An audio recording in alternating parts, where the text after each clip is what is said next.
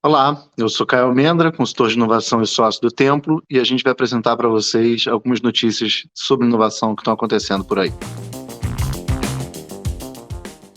Gente, a primeira notícia que a gente tem para comentar hoje é o adiamento do Emmy por conta da greve dos roteiristas e dos atores que está acontecendo em Hollywood. Essa é a segunda greve que a gente tem nesse século, a última foi há 15 anos atrás. Essa greve de 15 anos atrás mudou o mercado. Não foi só apenas uma questão de aumento, ela efetivamente mudou o modelo de negócio a parte dessas empresas para reagir a essa greve. E isso foi muito relevante para esse momento que a gente vive de audiovisual. Foi um momento que se conseguiu, curiosamente, aumentar a qualidade da produção de séries, elas passaram a ser comuns ao que se chama de prestige series, ou seja, prestige shows, ou seja, shows de melhor qualidade, na época Sopranos, depois Breaking Bad, por aí vai. Mas essa está prolongada por uma questão de inovação, não é só de modelo de negócio, que é uma coisa que o Tempo também discute, mas especificamente uma questão de uma tecnologia emergente, que está todo mundo falando, são as inteligências artificiais. Isso não é exatamente novo.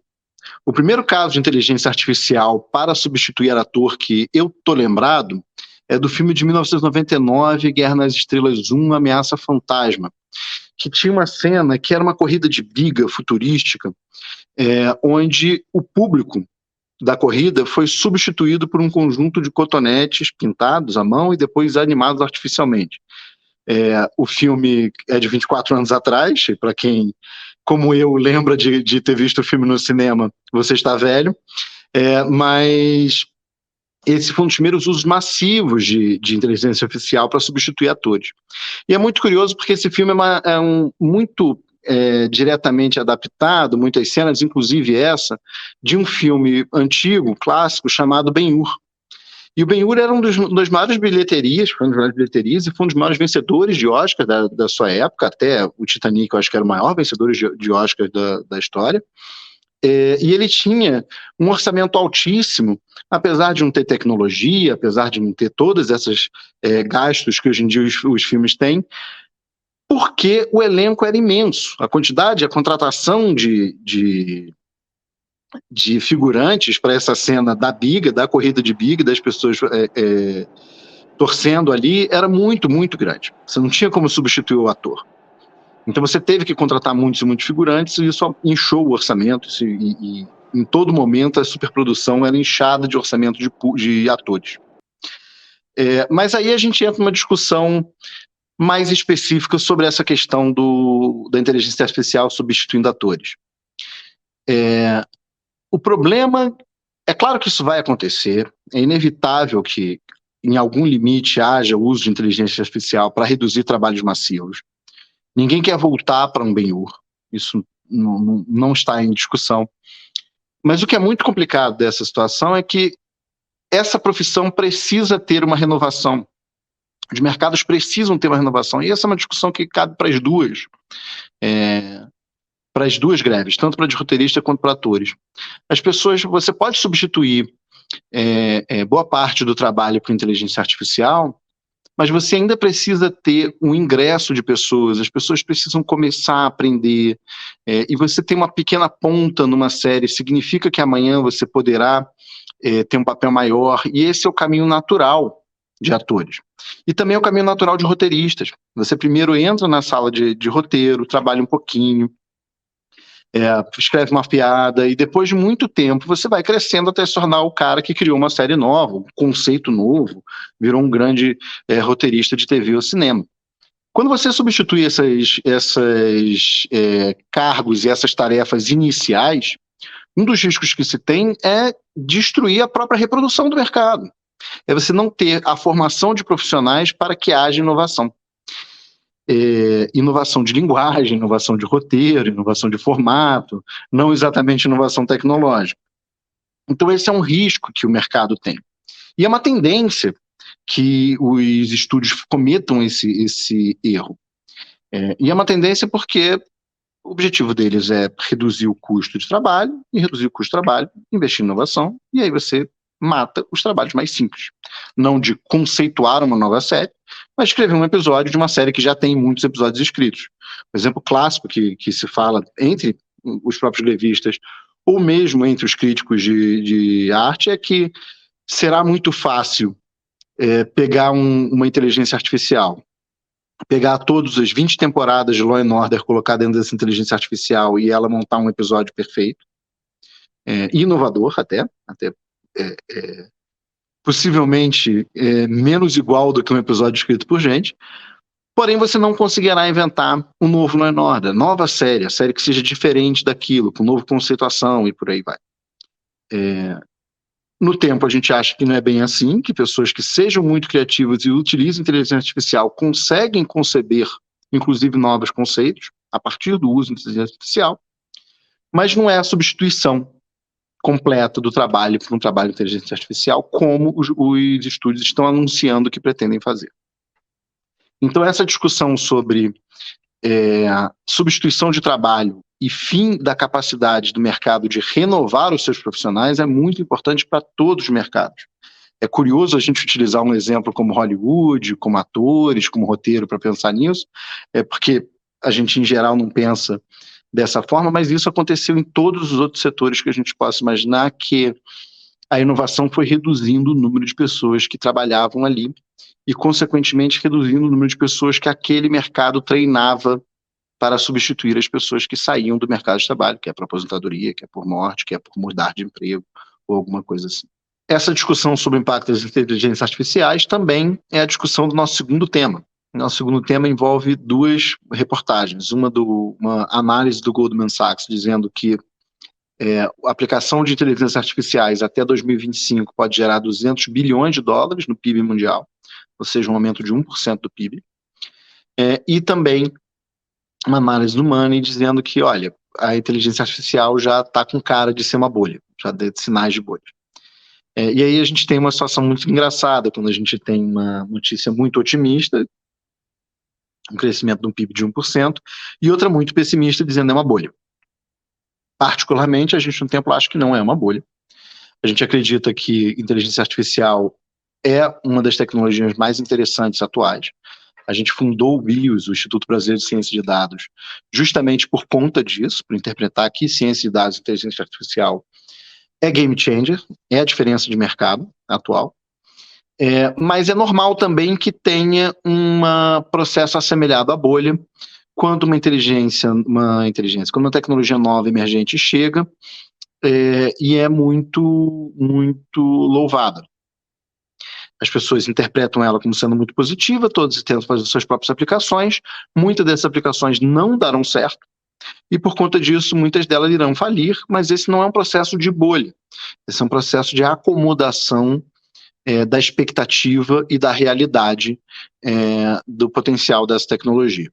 Mas é normal ter uma sensação e uma impressão de bolha quando uma tecnologia muito potencialmente interessante entra no mercado. Desde que o ChatGPT chegou, desde que o DALL-E chegou, existem diversos aplicativos surgindo com novas aplicações daquela tecnologia de inteligência artificial generativa.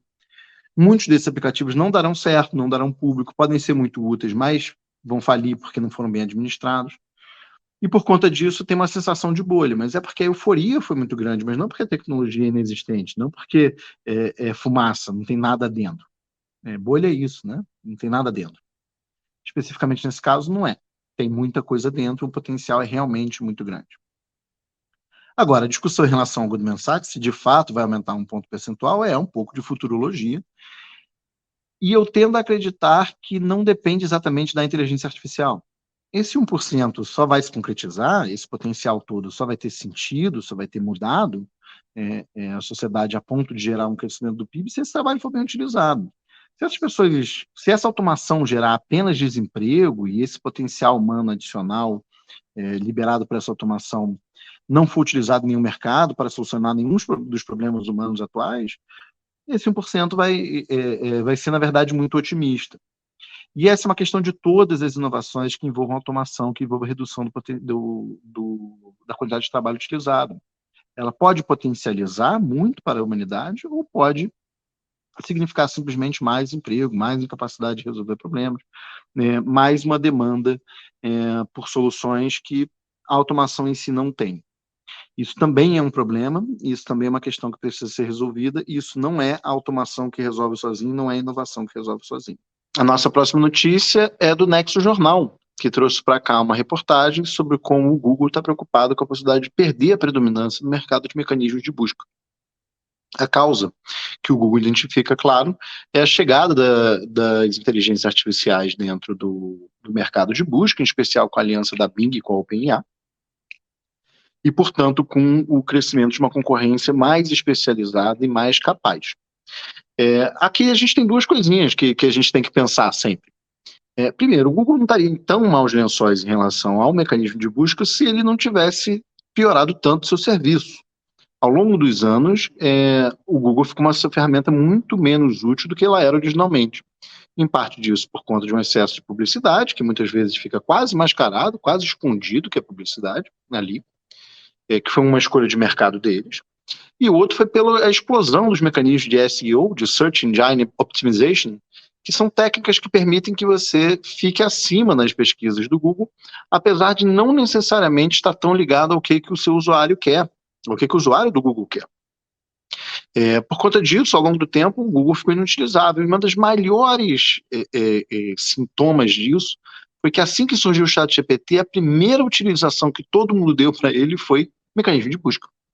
Ou seja, havia uma necessidade de um mecanismo de busca que estava contida pela falta da qualidade do Google, pela perda de qualidade do Google ao longo do tempo, e as pessoas olharam o ChatGPT, que não é uma ferramenta para mecanismo de busca, que expressamente afirma que não é, e a primeira coisa que fizeram foi: eu vou usar como se fosse um Google, porque eu não tenho um Google para usar mais.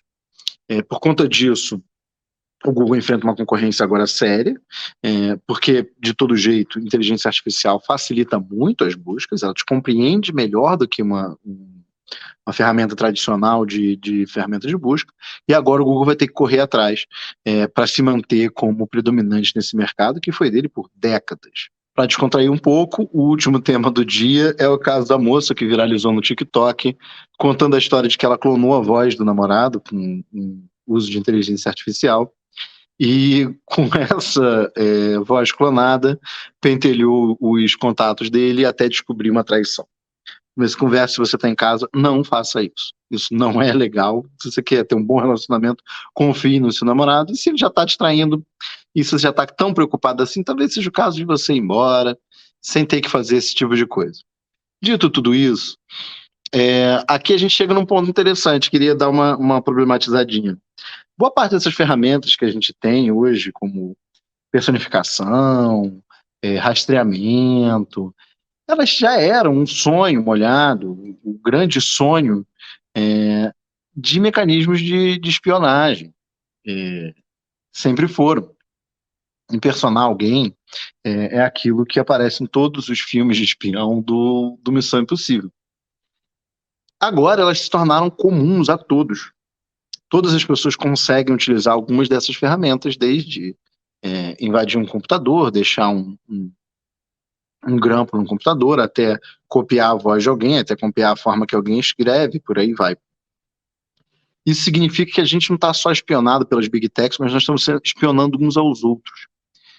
E isso é muito complicado do ponto de vista social.